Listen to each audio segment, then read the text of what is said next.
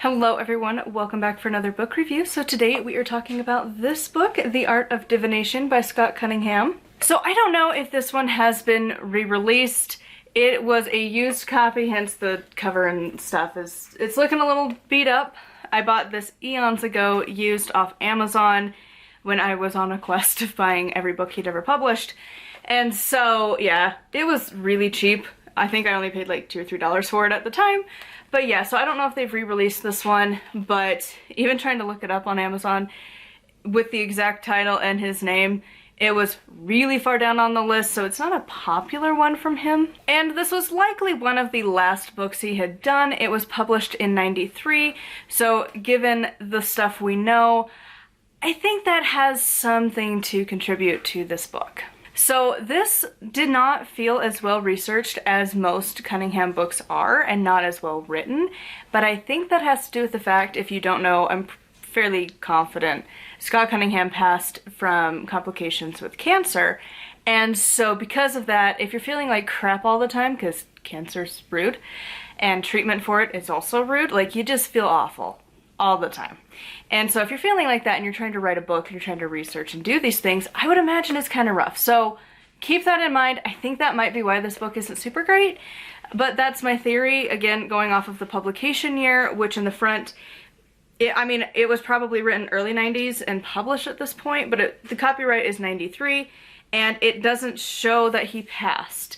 So it shows it as current, as in, there is no death date.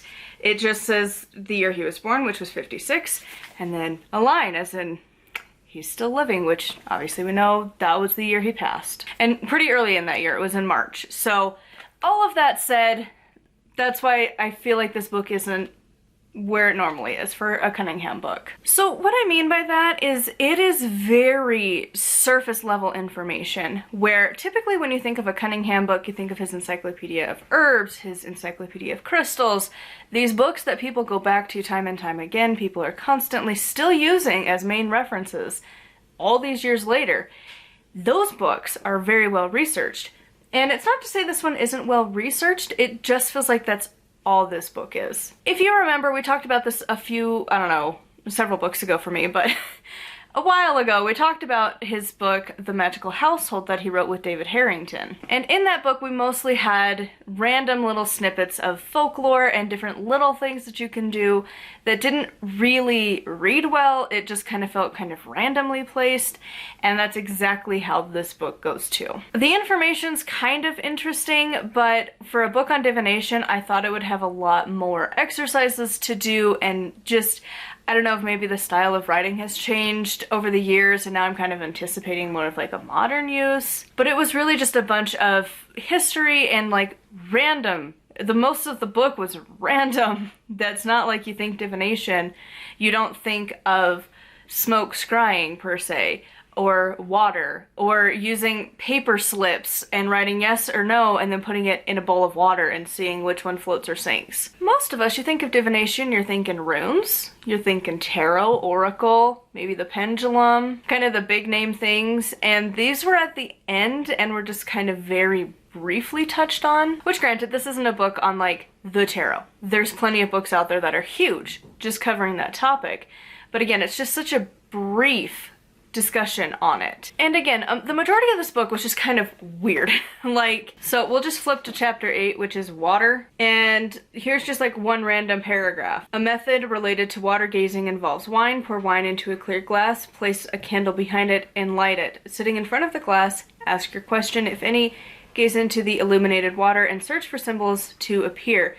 This is known as, I'm gonna mispronounce it. It's O-I-N-O-mancy. I don't even know what that word is. But it's just every single paragraph is like that. So it's like, it's kind of cool, but at the same time, like it kind of gets boring. It doesn't really have like a long anything relating to each other. It's just like random little paragraphs the entire book. And again, normally Cunningham has a really good way with writing, so I'm assuming this is because of when it was written in his life. Overall, if you are just barely getting into any kind of divination, this would be a good book to read just to get a rough idea of some options.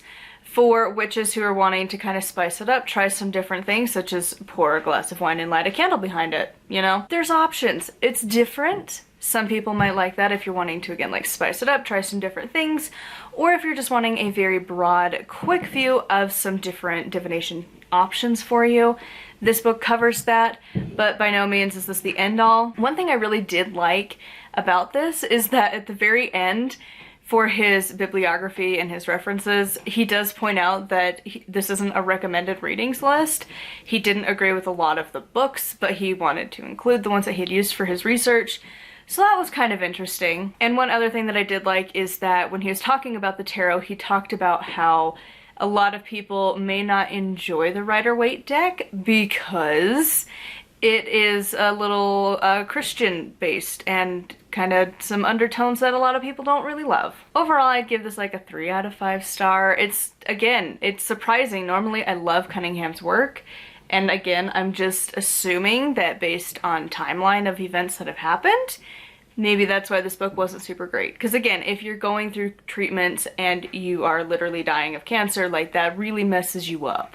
Like your brain is not super great and you don't have a lot of energy, and trying to get as much done as you can before the clock of your life is coming to an end. Yeah, overall, it was just like a very introductory into all things divination. So if that's what you're looking for, definitely recommend picking this one up. It's not a bad read, it's just not like the most well written of his. By no means it's not like a bad read. You could totally read through it and be interested.